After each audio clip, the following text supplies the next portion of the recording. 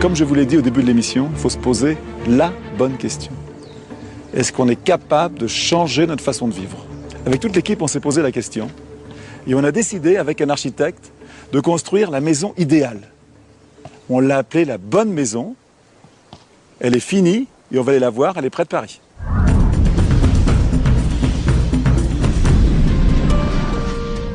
Elle est à Boutigny-Prouais, en Eure-et-Loire.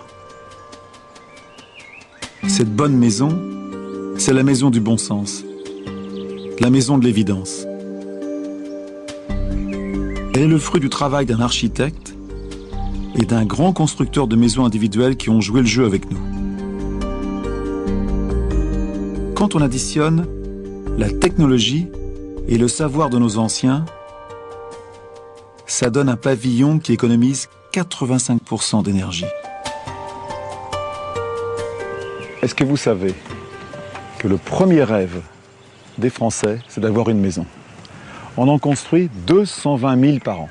Nous allons visiter cette maison avec Jean-Marc Jancovici, qui est un grand spécialiste de l'énergie, qui va nous expliquer ce qu'on doit faire, ce qu'on peut faire pour réduire notre impact sur la planète. Jean-Marc, bonjour. Bonjour. La maison est orientée plein sud. Essentiel pour bénéficier de l'apport du soleil, qui est en fait la première source d'énergie renouvelable que nous utilisons, même quand on ne le sait pas, et qui permet d'économiser une fraction extrêmement importante de l'énergie qu'on utilise dans une maison qui n'a pas été pensée de cette manière. Alors, il y a des fenêtres qui, l'hiver, chauffent un mur derrière pour envoyer un petit peu de chaleur dans la maison. Alors ça, c'est tout simplement en fait un radiateur sur le toit qui va servir à chauffer l'air qui se trouve à l'intérieur de la maison. Et ça, c'est un chauffe-eau solaire, donc ça va servir à chauffer l'eau qu'on utilise pour prendre des douches, des bains, faire la cuisine, etc. Et ici, sous nos latitudes, on peut espérer au moins une économie de 50% par rapport à ce que quelqu'un qui n'a pas ce genre de dispositif utilise pour chauffer son eau. Bon, on va aller voir la maison, on va en parler. Cette maison est chauffée par le système du puits canadien qui fait passer l'air sous la terre avant d'arriver dans les pièces. Parce qu'à 3 mètres sous le sol, il fait toujours 12 degrés. La maison est si bien isolée qu'elle retient la chaleur produite par l'activité quotidienne et on atteint une température idéale. Alors, il y a un poêle à bois en cas de très très grand froid, mais surtout il y a un mur à inertie, ça c'est formidable. L'air qui vient de la terre passe à l'intérieur, va donc réchauffer la maison l'hiver, mais surtout, l'été, il va le refroidir.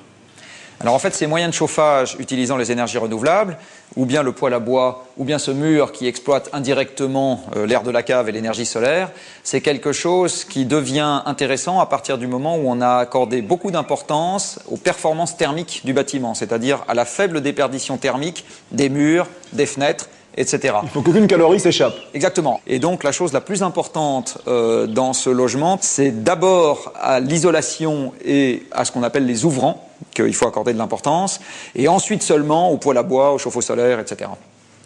On va aller dans la cuisine pour parler électricité. En 30 ans, la consommation électrique des Français a été multipliée par 7. Donc on a fait attention à l'électricité. On a mis des ampoules basse consommation, machine à laver la vaisselle ainsi que la machine à laver le linge est couplée avec les panneaux solaires pour l'eau chaude. On a essayé de faire le maximum. En plus, c'est des appareils de classe A+. Chacun des appareils électroménagers qu'on va trouver dans cette cuisine, plus exactement dans une cuisine normale, consomme à lui tout seul à peu près autant que l'éclairage entier d'un logement. Et faire attention à la consommation de tous ces appareils-là est quelque chose qui est en fait beaucoup plus important dans les économies d'électricité que de simplement, c'est utile, mais que de simplement faire attention à l'éclairage. Notre maison aussi est économe en eau. De la machine à laver aux toilettes, tout est alimenté par un récupérateur d'eau de pluie. Mais il reste un point faible. Alors ici, on est à la campagne, au milieu des arbres, des petits oiseaux, c'est formidable. Mais il n'y a pas de transport en commun. Et quand même, le transport, c'est un gros émetteur de gaz à effet de serre. Le point faible de toute maison aujourd'hui, je dis bien toute maison, c'est qu'en général, elle suppose beaucoup de transports individuels pour qu'on puisse s'organiser dans sa vie quotidienne. Et finalement, il faut que les gens se mettent dans l'esprit et se disent comment est-ce que je m'organise si l'essence se met à coûter 5 fois plus cher? Voilà, finalement, c'est ça la question qu'ils doivent se poser. C'est si ça se met à coûter beaucoup plus cher, vers quoi est-ce que je dois aller? Par exemple, vers le covoiturage. Ou alors l'utilisation d'une voiture électrique comme ce prototype qui attend une commande de l'État pour être diffusée. Cette maison, par contre, ce n'est plus un prototype.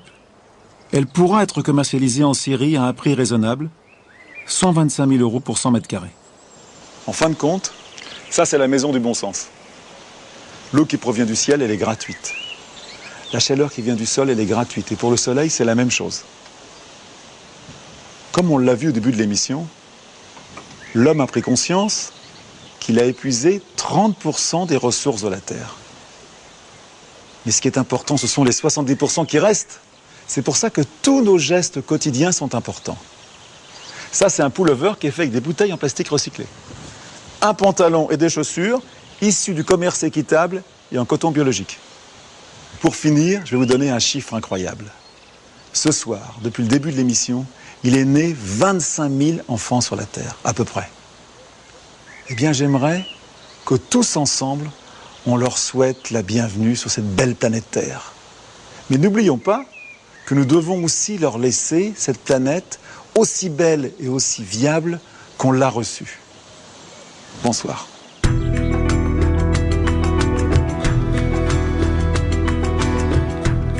Je ne veux pas oublier de dire merci à ces femmes et à ces hommes qui nous ont fait réfléchir pendant cette émission. Merci à Jean-Marc Jancovici qui nous alerte sur notre consommation excessive en énergie. Merci au directeur des travaux Hervé Brault et à l'architecte Emmanuel Coste. Grâce à eux et à toute leur équipe, notre maison écologique a pu voir le jour.